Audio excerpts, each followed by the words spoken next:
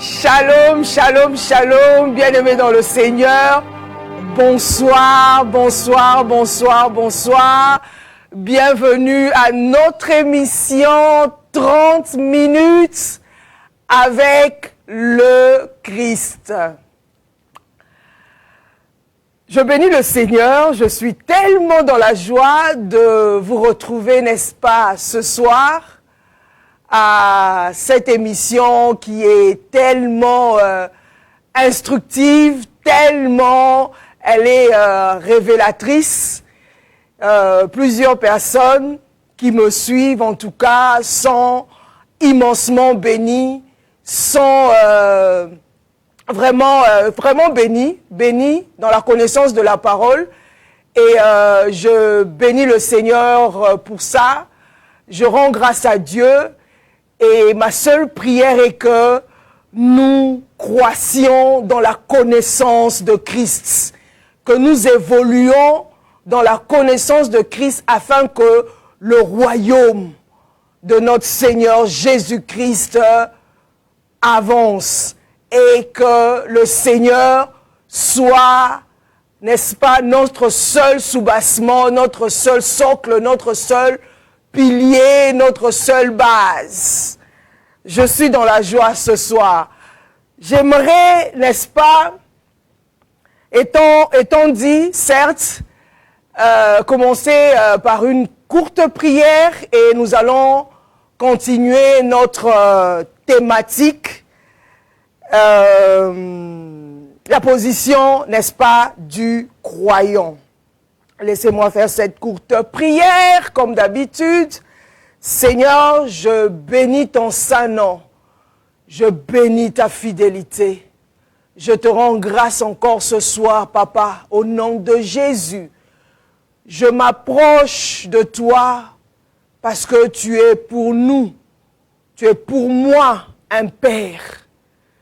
Un Père qui prend soin de moi, un Père qui prend soin de ma famille, un Père formidable, un Père qui prend soin, qui est véritablement responsable de la télé, Radio La Foi en Jésus.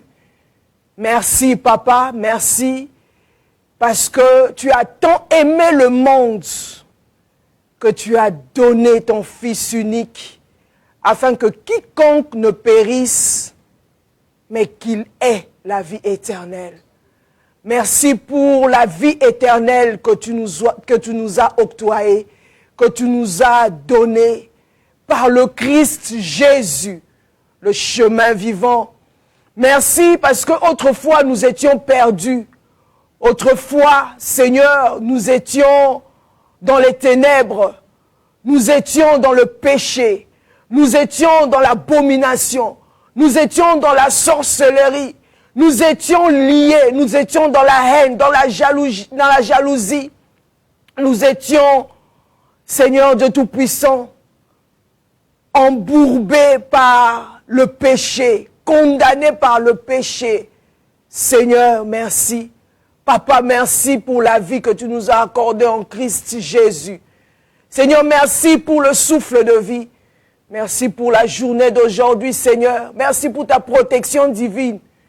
Seigneur, merci parce que tu as béni nos greniers, tu as béni nos enfants, tu as béni nos entreprises, tu as béni, Seigneur, nos épouses, nos époux, tu as béni nos nations, tu as béni en général l'homme.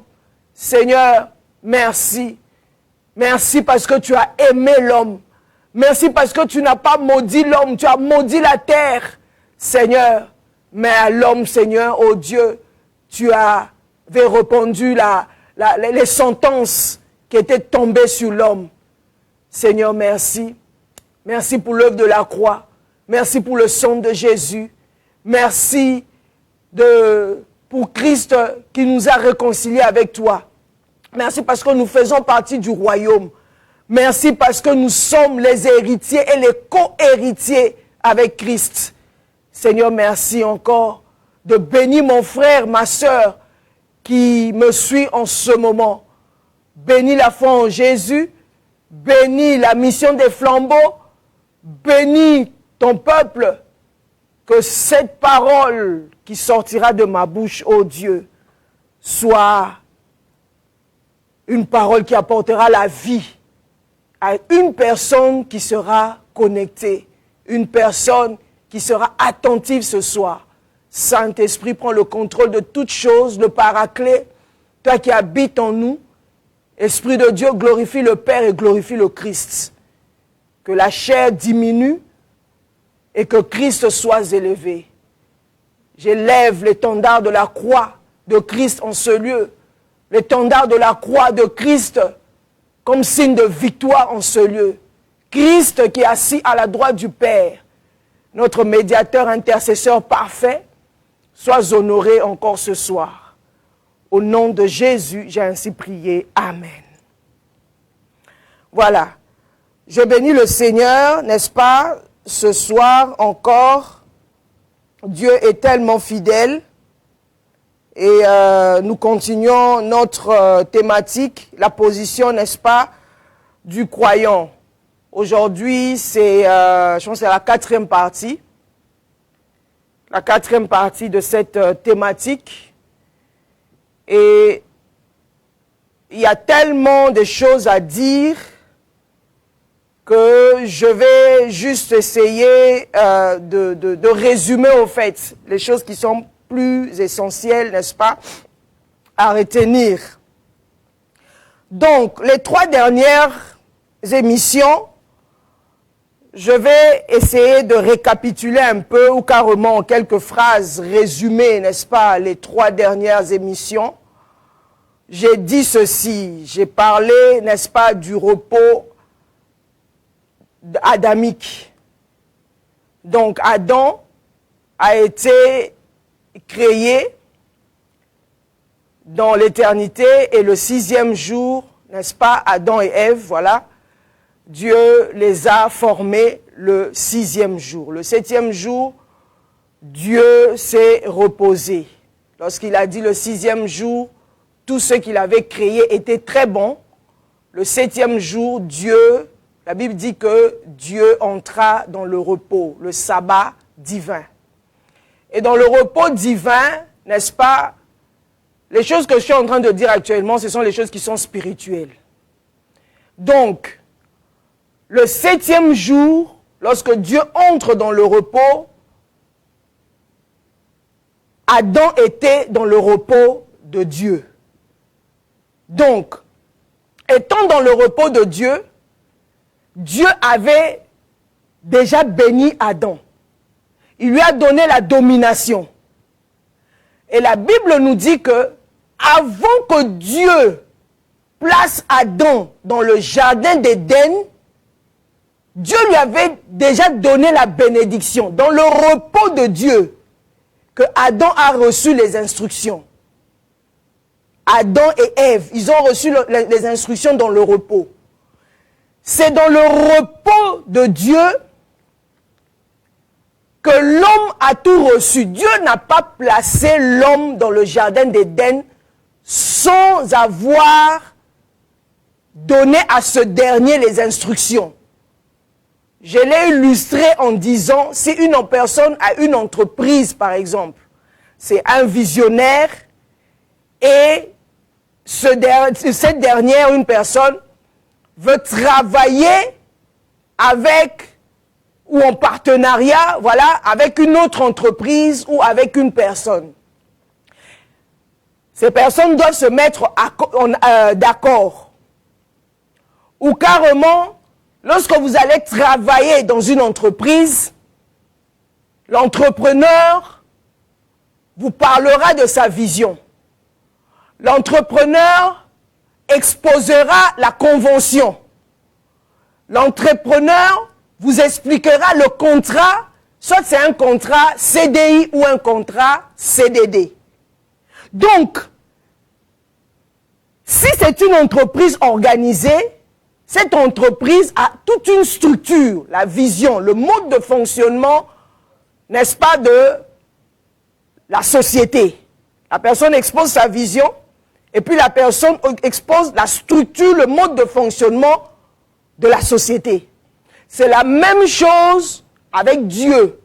lors de la création, Dieu a créé dans l'éternité, parce que la création, lorsqu'on crée, c'est au niveau, n'est-ce pas, je dirais, des pensées. Ça on parle de la création. Donc, ça dit dans Genèse 1, Dieu a créé dans l'éternité, et Genèse 2, Dieu a commencé à former, c'est-à-dire à faire sortir tout ce qui était en lui. Lorsqu'il a eu le temps, l'Élohim a créé dans l'éternité. C'est-à-dire c'est comme une personne. Ça, c'est genre d'illustrer pour qu'on comprenne bien, n'est-ce pas, le fond de ma pensée. Quand une personne, par exemple, a une idée d'une entreprise, c'est d'abord dans ses pensées. C'est ça Genèse 1. Dieu avait eu la pensée de créer, de créer, de faire sortir ce qui était en lui. Donc, un entrepreneur, ou carrément, je peux dire encore, un artiste, voilà, ça c'est bien, c'est plus explicite. Un artiste a une pensée qui monte dans son cœur, qui monte dans son esprit. Il veut peindre ou carrément dessiner quelque chose qu'il a vu dans son esprit. C'est ça qu'on appelle la création, c'est créer. Et lorsqu'il fait sortir ça de lui, c'est ça qu'on appelle former. Dieu forma l'homme. Donc il a fait sortir sa pensée, il a extériorisé, il a manifesté sa pensée. Ça c'est Genèse 2. Genèse 3, là c'est le péché.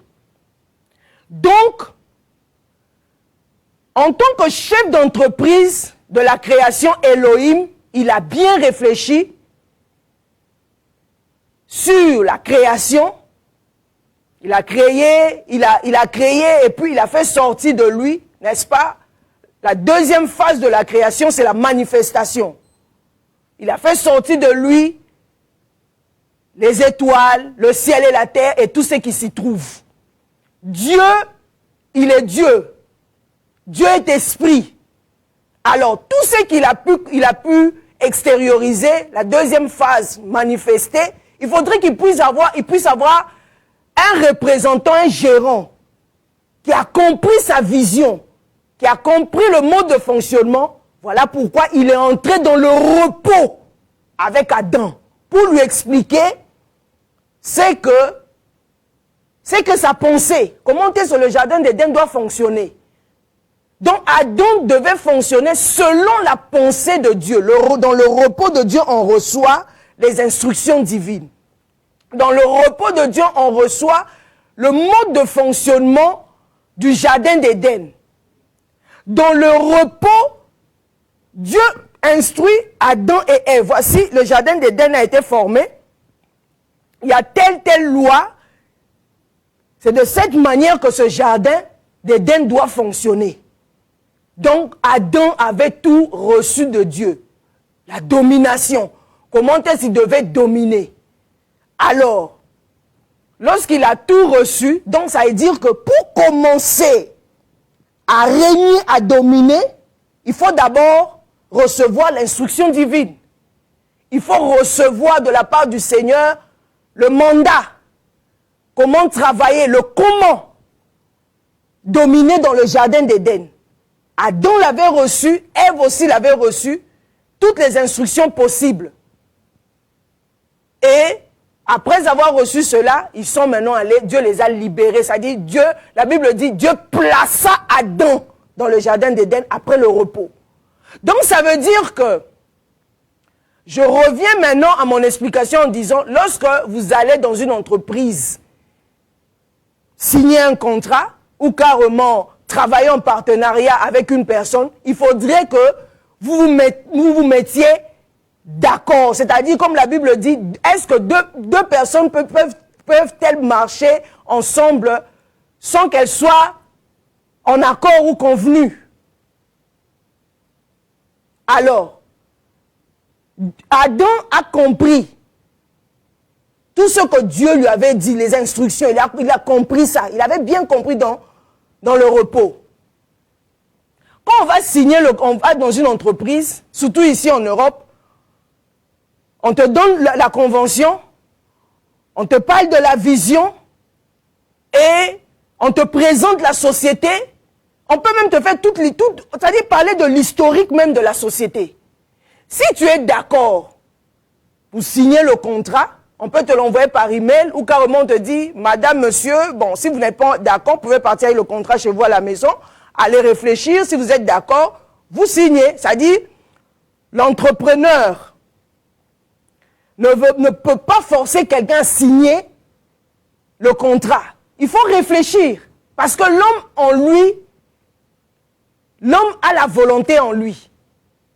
L'homme a le libre arbitre. Oui ou non, tu signes ou tu signes pas. Si par exemple la personne est d'accord, la personne signe le contrat. Donc, Adam était d'accord avec Dieu. Et Dieu fait quoi? Dieu plaça maintenant Adam dans le jardin d'Éden. En le plaçant dans le jardin d'Éden, il a eu toutes les instructions. Voici l'arbre de la connaissance du bien et du mal. Voici l'arbre de vie. Et Dieu leur a dit de ne pas manger l'arbre de la connaissance du bien et du mal. Ça a été l'interdit, n'est-ce pas, du jardin d'Éden. Quand tu vas dans une entreprise aussi également, ça dit il y a des lois. Il y a des règlements intérieurs d'une entreprise. Si vous travaillez bien, vous respectez les contrats, les lois. Il y a d'autres qui font dans une entreprise, n'est-ce pas, 10 ans, 20 ans. Pourquoi? Parce que certaines de ces personnes respectent les lois, les règlements intérieurs de l'entreprise. C'est la même chose avec Adam. Donc, il y avait la loi, il y avait les lois. Adam, ça dit tu dois marcher selon la pensée de Dieu. Tu dois marcher selon le visionnaire. Tu dois marcher de la manière dont Dieu veut que le jardin d'Éden se développe. Dieu, la manière dont Dieu veut que le jardin d'Éden, n'est-ce pas, se développe, qu'il puisse avoir la prolifération. Donc, chaque soir, Dieu venait dans le jardin d'Éden, instruire Adam et avoir, n'est-ce pas, le compte rendu d'Adam, la manière dont il était en train de travailler avec Ève, avec, n'est-ce pas, son aide semblable. Bon, dans Genèse 3, Adam tombe dans le péché. Donc, après ça, qu'est-ce que Dieu fait? Dieu le met hors du jardin d'Éden. Donc, c'est pour dire quoi? C'est pour dire que le repos originel d'Adam n'était qu'une préfiguration. C'était que l'ombre, parce que Adam avait péché, parce que Adam avait transgressé la loi. La loi qui disait qu'il ne faut pas manger l'arbre de la connaissance du bien et du mal. Adam avait péché, Adam a été mis, et Ève, hors du jardin d'Éden. Ils ont été mis hors du jardin d'Éden. Gloire soit rendue à Dieu, parce que la rédemption avait déjà été préparée avant la fondation du monde. Donc, le péché d'Adam n'avait pas surpris Dieu. Dieu avait déjà préparé la rédemption dans l'éternité. Dieu avait déjà préparé la rédemption. Gloire soit rendue à Dieu. Dieu, Elohim, a fait goûter à Adam le repos. Mais ce repos en question était juste symbolique. Ce repos était temporaire. Ce repos n'était pas éternel. Mais au fait, Dieu avait fait goûter à l'homme le repos. Et à partir du repos, l'homme devait marcher selon la dépendance de Dieu. Chose que l'homme n'a pas voulu. L'homme a voulu vivre dans l'indépendance. L'homme, lorsqu'on parle d'Adam, je réitère encore en disant, Adam, selon la lignée, n'est-ce pas, physique, il est notre ancêtre biologique. Quand on parle d'Adam, c'est l'homme. C'est notre ancêtre. La Bible dit ceci, que c'est par un homme que le péché est entré. Donc c'est Adam, le péché adamique. C'est à lui que Dieu a remis la domination. C'est par l'homme, c'est lui en quelque sorte qui est notre ancêtre. N'est-ce pas? C'est lui qui est notre ancêtre. Il est l'ancêtre de tous les humains, tous les êtres humains. Nous tous, nous sommes les descendants, n'est-ce pas, d'Adam et de Ève. Maintenant, gloire soit rendue à Jésus qui est venu sur cette terre des hommes, parce que nous parlons, notre thème, c'est la position du croyant. Adam avait perdu, n'est-ce pas, sa position. Jésus est venu, Dieu fait chair, le Verbe, il n'a pas été créé, il est le Verbe, il est venu sur cette terre des hommes, Dieu, sur cette terre des hommes, l'incarnation, il a pris la forme humaine, la chair, et il est venu sauver l'humanité, la parole faite chair. Jean 1, il est venu, il a pris la forme humaine, c'est ce qu'on appelle l'incarnation. Il est venu sur cette terre des hommes, et il est allé à la croix, il est mort pour nous à la croix. Il nous a redonné la domination qu'Adam avait perdue. La semaine passée, nous avons parlé du repos. Jésus nous dit, vous tous qui êtes fatigués et chargés, venez à moi. Je vous donnerai quoi? Du repos. Le repos de Jésus, la semaine passée, j'ai fait le parallèle, la comparaison entre le repos d'Adam et le repos de Christ. Avec le Christ, nous avons le repos éternel. Adam n'avait pas le repos éternel. Adam, à cause du péché, il a perdu le repos. Donc, nous étions en train de subir les conséquences de notre ancêtre Adam. Maintenant, nous sommes en Christ. Christ nous donne le repos éternel. Toi qui me suis ce soir, Jésus dit, vous tous qui êtes fatigués et chargés, venez à moi, je vous donnerai du repos. Tu es fatigué du péché. Tu es fatigué de la culpabilité. Tu es fatigué de vivre dans l'angoisse. Tu es fatigué de vivre dans l'anxiété. Tu es fatigué de vivre dans le péché. Tu es fatigué de vivre du mensonge. Tu es fatigué de vivre des lois établies de ta famille. Tu es fatigué de vivre de la maladie. Tu es fatigué de vivre de la pauvreté. Tu es fatigué de vivre de l'échec. Le péché a tellement torturé ta vie. Le péché a tellement, n'est-ce pas, t'a tellement humilié. Bien-aimé dans le Seigneur, le Christ te dit ce soir, vous qui êtes fatigués et chargés, venez à moi, je vous donnerai, n'est-ce pas, du repos. La femme samaritaine n'avait pas de repos. Elle a connu plusieurs hommes. Mais Jésus lui dit, si tu bois de cette eau, c'est-à-dire l'eau qui vient de moi, c'est moi qui suis la source de la vie. C'est moi qui ai la vie éternelle. C'est moi qui suis la vie éternelle. Si tu bois de mon eau, la source intarissable, tu auras la vie et la vie en abondance. On parlera de toi. Cette eau jaillira de toi. La vie sortira de toi. Ta vie sera transformée. C'est à cause du péché. C'est à cause de la culpabilité.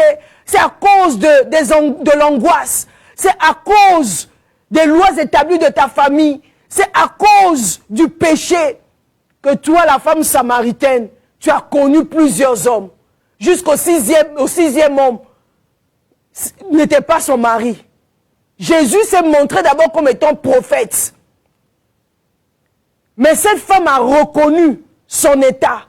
C'était une femme qui vivait pas dans la paix. Cette femme n'avait pas la vie en abondance. Mais Jésus vient lui offrir cette vie, la vie en abondance. Si tu bois de cette eau vive, l'eau vive que je suis, la parole intarissable, la parole qui donne la vie, la parole qui donne l'éternité, la parole qui donne le repos éternel, la parole qui donne la paix, la parole qui donne la joie, la parole qui transforme, la parole qui donne la vie, la parole qui apporte la lumière, la parole qui réconcilie le Fils, tous les fils du royaume à leur Père éternel, la parole qui transforme le cœur, la parole qui transforme l'âme. Si tu bois de cette eau, tu auras la vie. Et de toi, les fleuves d'eau vive couleront. Et que punza punza, comme on dit en lingala. Bien-aimés dans le Seigneur, le Christ vient nous donner ce repos éternel. Le repos éternel, c'est du repos éternel que découle, n'est-ce pas, la joie, la paix, la tranquillité, la paix intérieure que le monde ne peut pas, n'est-ce pas, nous donner. J'aimerais aller encore plus loin, dire à quelqu'un ce soir que lorsqu'on est dans le repos, parce que nous sommes assis, notre texte de base, c'est Éphésiens 2, versets 6 et 10. Lorsque, n'est-ce pas, nous sommes dans le repos, nous sommes assis avec le Christ dans le lieu céleste. La Bible nous dit que le Christ nous a donné la domination. Nous sommes assis avec le Christ dans le lieu céleste. Nous sommes avec lui. Nous le croyons fermement par la foi. Ce n'est pas avec l'intelligence humaine, non. C'est par la foi que nous sommes assis avec le Christ dans le lieu céleste. Par la foi, nous le croyons fermement. Et la Bible nous dit prenons Luc 10, verset 19, la Bible nous dit ceci: voici, je vous ai donné le pouvoir de marcher sur les serpents et les scorpions et sur toute la puissance de l'ennemi, et rien ne pourra vous nuire. Je relis encore. Voici, je vous ai donné. C'est le passé composé. C'est pas je vous donnerai. Je vous ai donné le pouvoir. C'est déjà donné. De marcher sur les serpents et les scorpions et sur toute la puissance de l'ennemi, et rien ne pourra vous nuire. De marcher sur tous les problèmes. De marcher sur tous les obstacles. De marcher sur toutes les maladies. De marcher sur la limitation, de marcher sur la pauvreté, de marcher sur l'ignorance, de marcher sur l'incrédulité, de marcher sur la culpabilité, de marcher sur le stress, de marcher sur l'anxiété, de marcher sur la peur.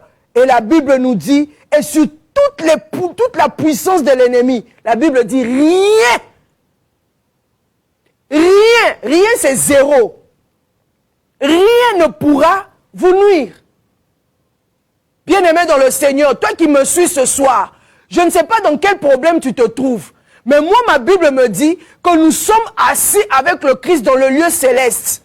Nous sommes assis avec lui dans le lieu céleste. Le lieu céleste, c'est le lieu du repos. Le lieu céleste, c'est le lieu où on reçoit la connaissance. Le lieu céleste, c'est le lieu où on communique, on est en communion avec Dieu. Le lieu céleste, c'est le lieu où, entre guillemets, le lieu où on rencontre, n'est-ce pas, la nudité de Dieu, les secrets de Dieu, la révélation de Dieu, le Christ, les lois divines.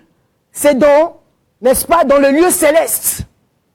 Nous sommes sur cette terre des hommes, oui, mais notre esprit, notre manière de voir les choses, c'est-à-dire, c'est dans le lieu céleste. Nous marchons par la foi. Nous ne marchons pas selon la vue. Nous marchons en croyant à ce que Christ nous a dit. Nous marchons, nous croyons, nous sommes assis avec lui. Nous sommes dans le repos de Christ.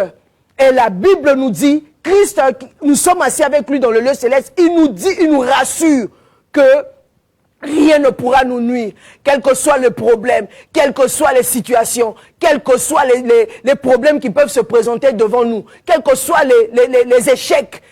On peut le dire ainsi, échec, mais moi je ne parle pas d'échec, moi je vois les choses selon les expériences. Chez moi, le mot échec n'existe pas.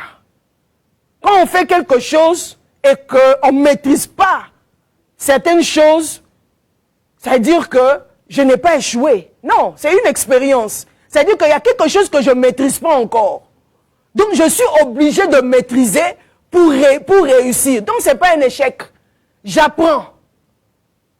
Vous voyez? C'est-à-dire, c'est une question de changement de mentalité.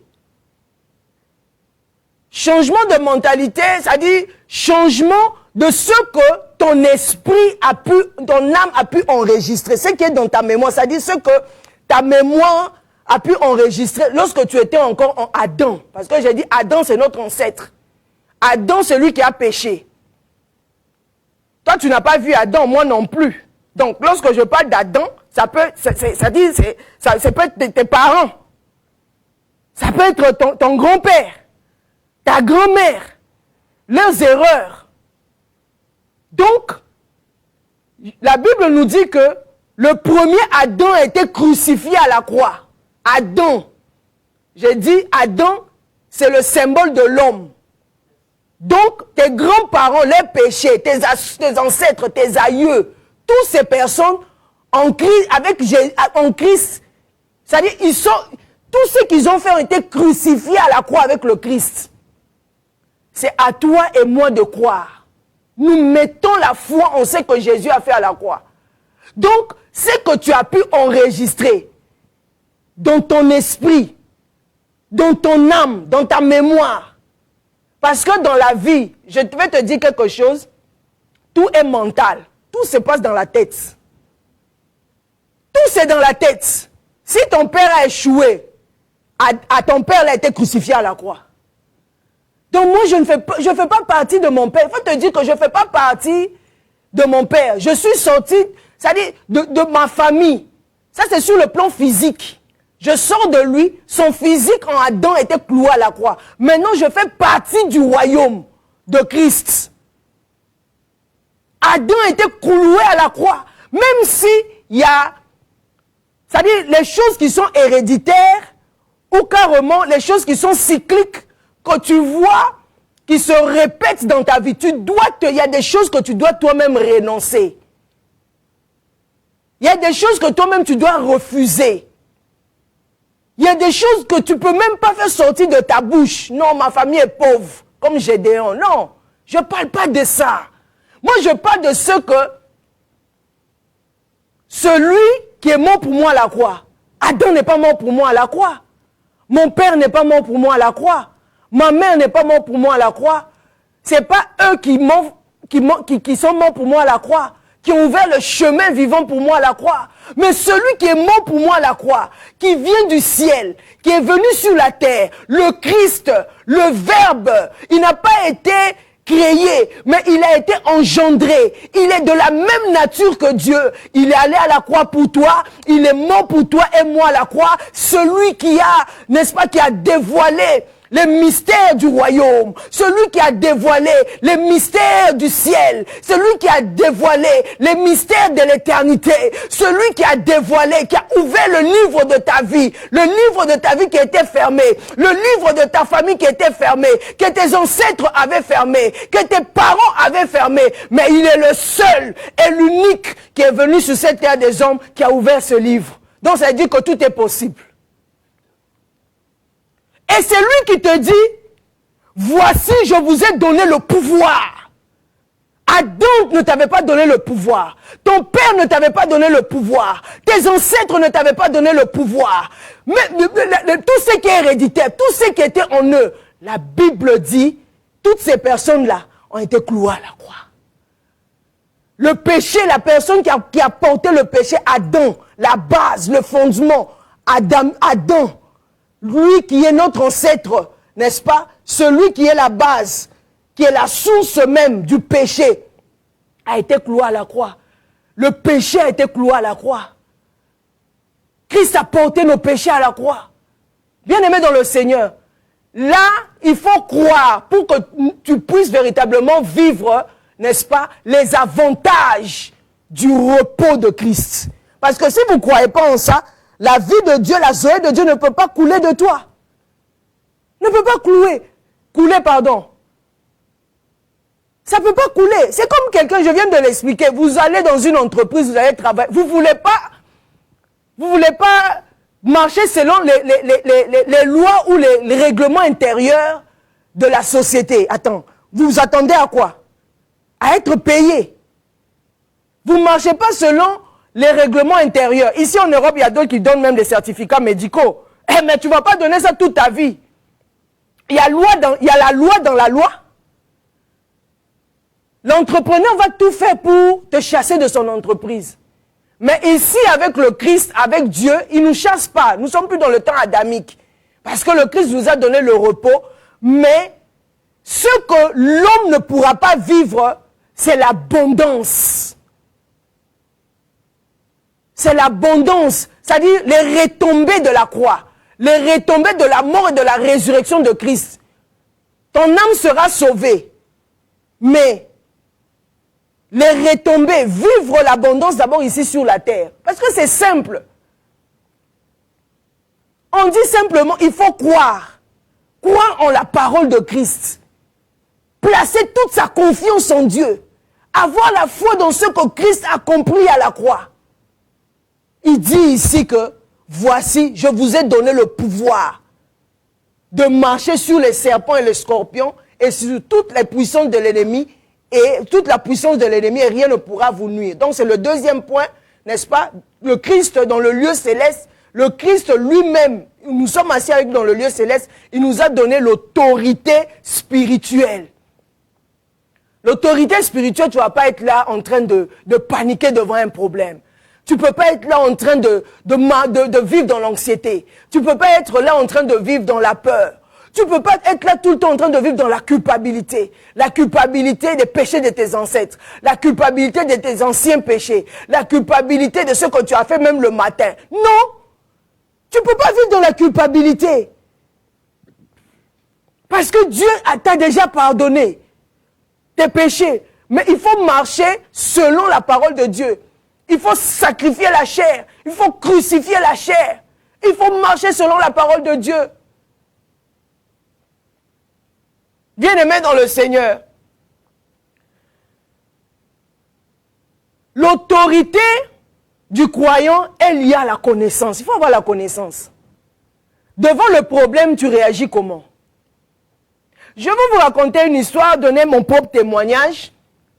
Lorsque j'étais enceinte d'une de mes filles, je vais à l'hôpital, le gynécologue me dit que, oui madame, vous êtes enceinte, oui voilà, mais on constate ici que votre grossesse, la grossesse est liée, vous avez une grossesse avec diabète, donc vous êtes obligé de vous injecter l'insuline.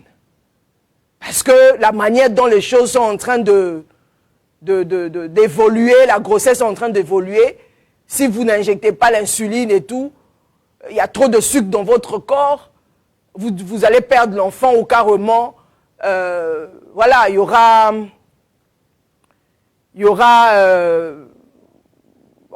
l'enfant aura des problèmes, une malformation ou quoi là.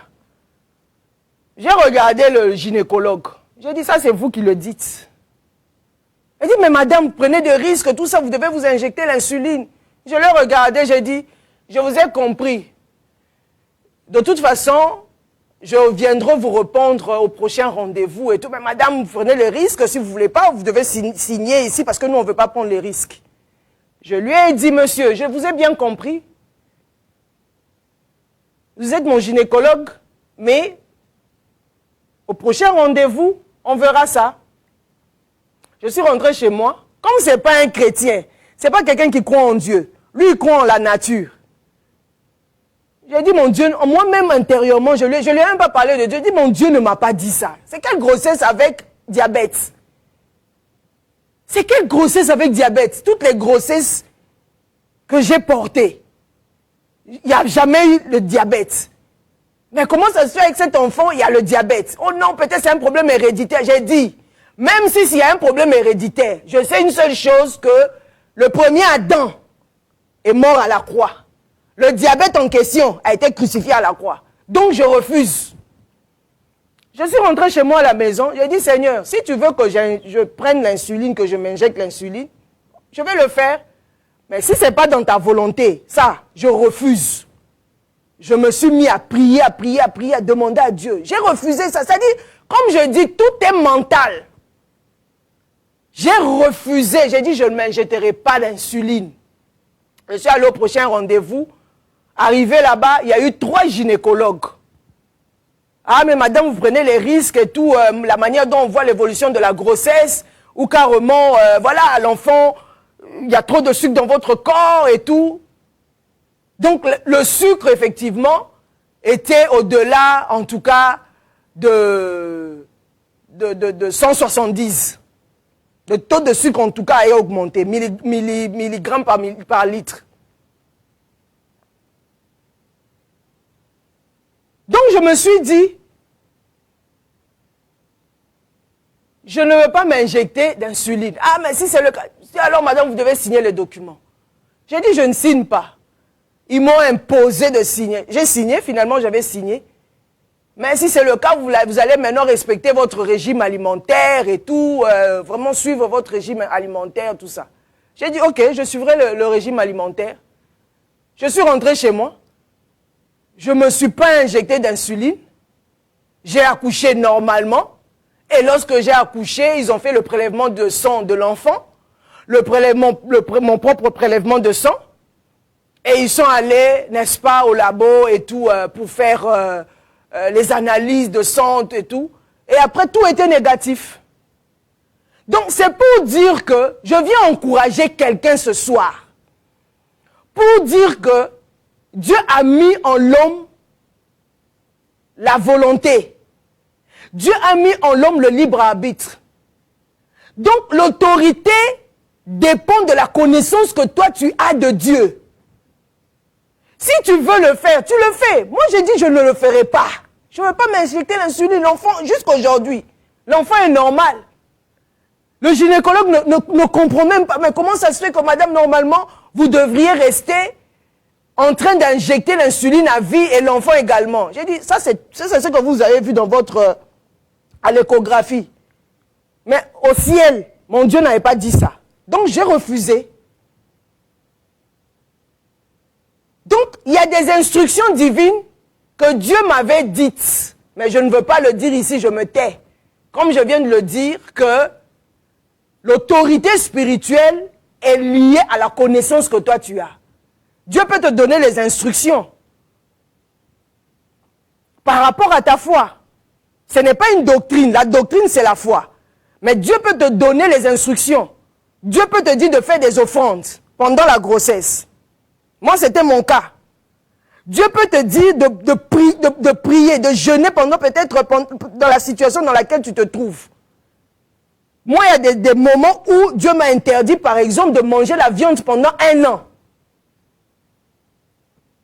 Pour faire tomber certaines choses de ma famille. Ça, c'est mon cas.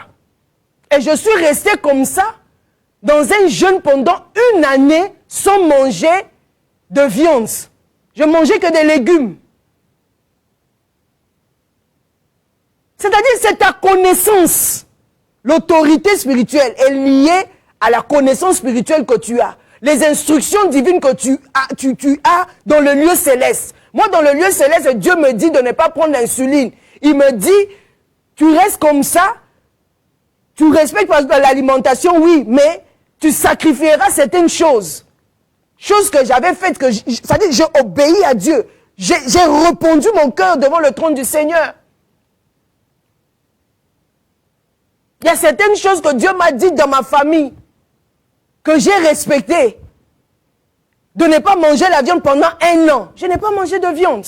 Je mangeais que le poisson et les légumes. Et j'ai vu les répercussions de ce jeûne que j'avais fait pendant 1 an.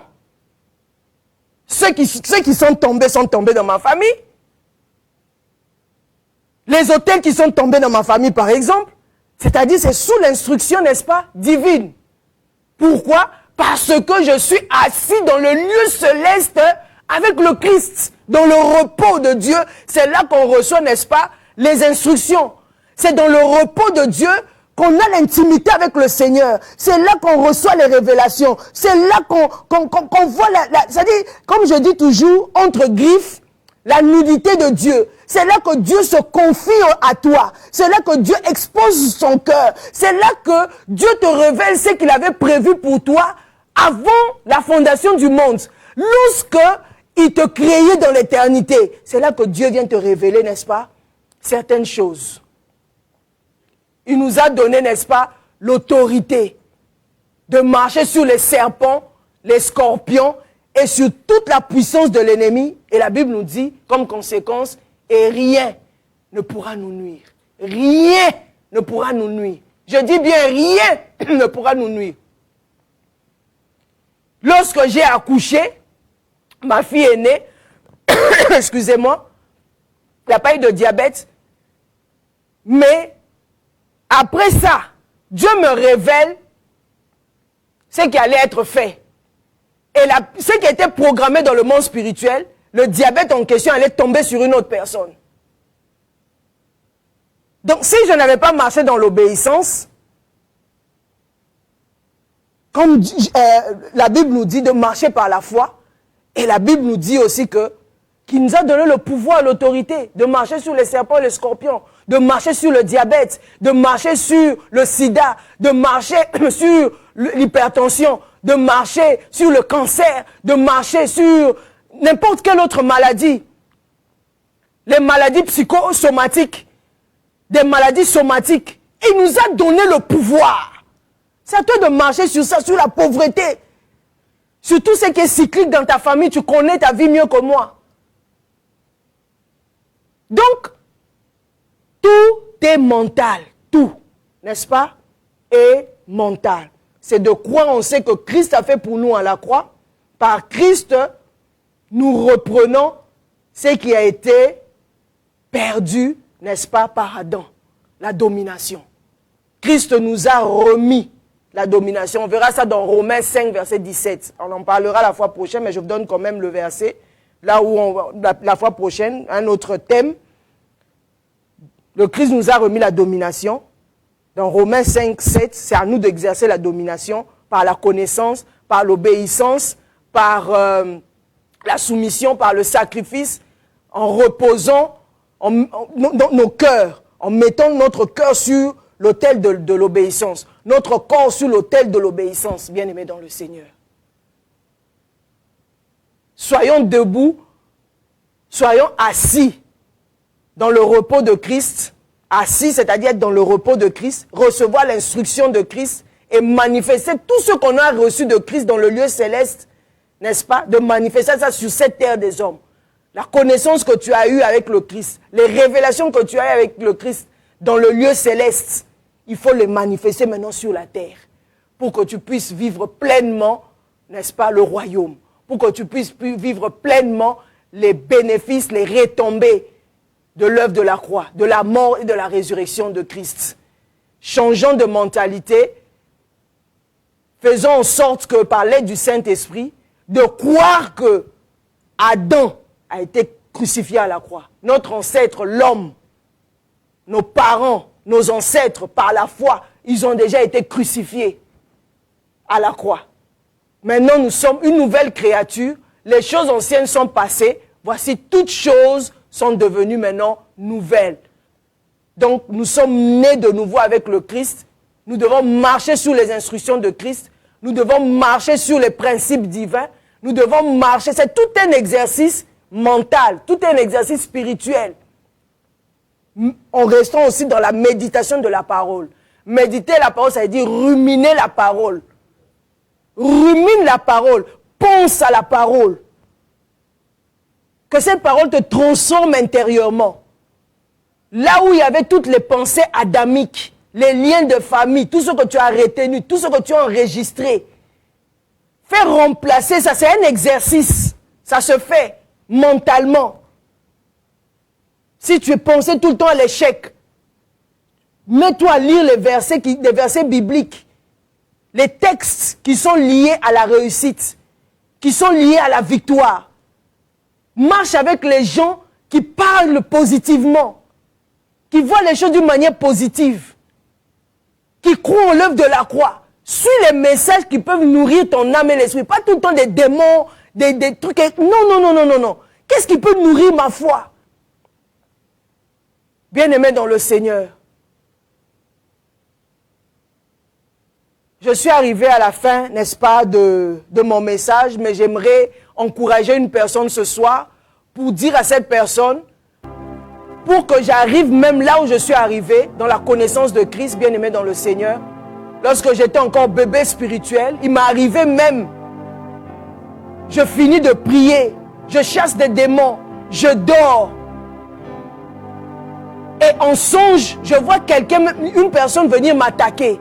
Je me vois avec, n'est-ce pas, une épée. Mais l'épée en question, c'était une épée en plastique. La personne me suit. Et moi, je lui présente l'épée. L'épée, c'est la parole. Et je suis aussi la personne, n'est-ce pas, je cherche à poignarder la personne. Mon épée ne perce pas la personne. Donc le Seigneur est en train de me révéler qu'à cette époque, il y a 15 ans passés, plus de 15 ans je vais dire, passés, l'épée ne pénètre pas la personne. Donc c'est pour dire que le verset biblique que j'ai là, qu'on vient de lire, Luc 10, verset 19, il nous a donné le pouvoir et l'autorité. C'est déjà donné, c'est en toi. Mais il faut l'exercer, il faut avoir la connaissance, il faut méditer la parole. C'est pas lire la parole, lire la Bible, non, méditer. Tu as un verset biblique, ça dit tu médites par rapport à ta parole, tu l'exerces en toi, que cette parole puisse prendre forme en toi. Devant un problème, comment tu réagis? C'est-à-dire quand tu médites, ça va maintenant s'enraciner dans ton esprit. C'est l'exercice que moi je m'étais donné à faire. Je lis la parole de Dieu, je la médite. Je peux prendre un verset, je médite un verset biblique pendant une semaine, même un mois, voire même 2 mois. On ne lit pas la Bible pour juste mémoriser les versets. Ça ne veut rien dire. Tu peux mémoriser les versets. Ça, c'est la mémoire physique. Il y a d'autres personnes qui récitent les versets bibliques, mais spirituellement, ils sont petits. Il faut que ce verset biblique soit enraciné en toi, dans la méditation. La méditation, c'est réfléchir sur quelque chose. C'est comme quelqu'un qui va voler. Les gens réfléchissent. Comment ils vont faire pour voler? C'est la même chose avec la parole de Dieu. Tu réfléchis. Est-ce que cette parole, la parole en question, change ma vie dans telle situation? Je suis une femme colérique, par exemple. Je suis un homme colérique. Que me dit la parole? Maintenant, j'exerce ça en moi. Devant la colère, comment je vais réagir? Quelles sont les conséquences lorsque je suis en colère, par exemple? Tu peux avoir un cahier, tu l'écris. Maintenant, la colère se présente devant toi. Quelqu'un qui vient t'énerver, tu ne réagis pas. Tu vois dans ta famille, par exemple, les gens qui s'énervaient. Quelles sont les conséquences qui ont été engendrées? Quelles sont les répercussions après que ces gens, membres de ta famille, s'il y a la colère, par exemple, chez vous, quelles sont les conséquences après? Qu'est-ce qui s'est passé? Donc c'est à toi de voir d'où tu viens. Le temps adamique, bien que c'est crucifié à la croix, mais maintenant il faut que le Christ, c'est-à-dire la parole, prenne forme en toi. Tu rumines. Je ne veux plus faire ça. Je ne veux plus vivre de cette manière. Donc c'est comme ça que, en s'exerçant, petit à petit, moi la personne qui me suivait, pour me faire du mal, j'avais l'épée en main, mais l'épée en question était en plastique. Ça ne pénétrait pas la personne. Ça dit que mon niveau spirituel à cette époque, il y a plus de 15 ans passés, la parole n'était pas encore assise dans mon esprit. Je n'étais pas forte spirituellement. Je me suis réveillée, mais pourtant j'avais prié. J'étais même en jeûne. J'ai prié toute la nuit, mais en dormant, on vient m'attaquer. Donc c'est pour dire qu'il faut grandir dans le lieu céleste. On a la révélation. Sur la terre, il faut l'exercer, avoir la connaissance de Christ, méditer la parole, ruminer la parole, réfléchir sur la parole. Même un verset biblique, tu peux la ruminer pendant 1 an, même pendant 3 ans, même pendant 1 mois, pour que cette parole prenne forme en toi, devant les épreuves, que tu puisses l'exercer, devant les tests de la vie, tu l'exerces, et alors que ça vient s'asseoir en toi. Laissez-moi faire cette prière. Père, je viens te rendre grâce, te dire merci encore ce soir. Merci pour ton amour, pour ta fidélité, ton règne. Merci Jésus, parce que tu es mort pour nous à la croix. Christ, tu es assis à la droite du Père. Nous sommes assis avec toi dans le lieu céleste, dans le repos céleste. Et tu nous as rassurés, tu as dit que voici, je vous ai donné le pouvoir de marcher sur les serpents et les scorpions. Et sur toute la puissance de l'ennemi, rien ne pourra nous nuire. Rien ne pourra nous nuire, Seigneur. Nous avons confiance en ta parole parce que ta parole est vie et esprit. Tu as mis ta parole au-dessus de ta renommée. Au nom de Jésus-Christ de Nazareth, Saint-Esprit, toi qui habites en nous, apprends-nous à connaître le Christ. Apprends-nous à connaître le Père. Nous voulons grandir spirituellement. Que la maturité, Seigneur, oh Dieu, prenne place dans nos cœurs. La soif, le désir de grandir spirituellement, de grandir dans la foi, de grandir dans la connaissance de Christ. Que nous devenions des amoureux Seigneur, de la révélation de la parole. Les amoureux, les assoiffés de la connaissance de Christ au nom de Jésus. Seigneur, merci de nous éclairer. Merci pour tout ce que tu as fait pour nous à la croix. Merci parce que nous sommes assis avec toi dans le lieu céleste. Merci pour l'autorité du croyant que tu nous as donnée. Nous sommes plus que vainqueurs. Merci pour la domination que tu nous as redonnée. Au nom puissant de Jésus. Saint-Esprit, conduis-nous, éclaire-nous. Que les écailles de nos yeux tombent afin que nous puissions voir, déguster, voir dans le règne de l'Esprit ce que tu as fait pour nous à la croix. Ce que tu as fait pour nous lorsque tu as été enseveli. Ce que tu fais pour nous encore dans le lieu céleste. Ouvre-nous les yeux de l'Esprit afin que nous voyions. Ouvre-nous, Seigneur de Tout-Puissant, les yeux de l'Esprit afin que nous contemplions, Seigneur, tes merveilles. Seigneur, merci encore pour ce soir. Bénis ton peuple. Bénis cette soirée. Bénis cette nuit. Nous élevons l'étendard de la croix sanglante de Jésus comme signe de victoire. Merci pour la résurrection. Merci, toi qui es notre intercesseur parfait, fidèle à jamais. Merci pour ce soir. Merci pour l'œuvre de la croix. Merci pour le sang qui nous couvre et le sang qui nous sanctifie à chaque tierce, à chaque seconde. Au nom de Jésus, j'ai ainsi prié. Amen. Soyez richement bénis, soyez débordément bénis. Nous nous retrouvons la semaine prochaine avec un autre thème, une autre thématique. Paix et grâce chez vous. Shalom.